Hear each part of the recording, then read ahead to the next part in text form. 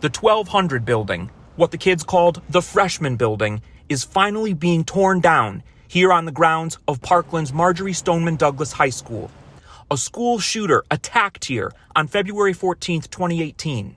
He was merciless. 17 dead, 17 injured. Gina Montalto was killed on the first floor. An excellent student, a member of the school's color guard. Her father, Tony, has become a national advocate for fortifying schools, installing ballistic doors, because the shooter was able to open fire into classrooms while staying in the hallway. When Gina was growing up, High School Musical was all the rage. And we would drive down this road, and she would point to that building many times and say, "Look, Daddy, there's my High School Musical." I always hear her voice when we drive down this road.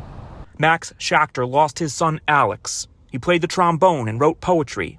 Another Parkland father turned activist, coming to see the first phase of the demolition and reflect. I've been through that building over 10 times, and every time it's excruciatingly painful to see Alex's blood all over the chair and to see how he died. Alex didn't have a chance. He was caught by surprise, and Alex and 16 others were murdered because people didn't take school safety seriously.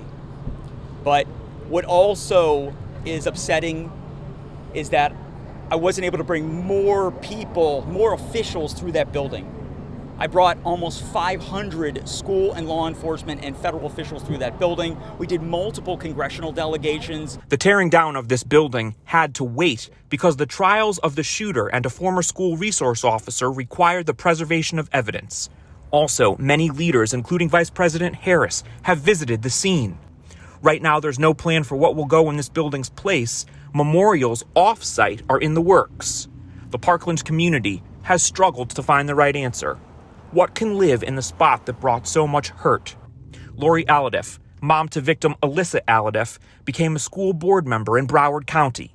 She says she envisions a field space where activities can happen for the extracurricular clubs and teams the victims loved.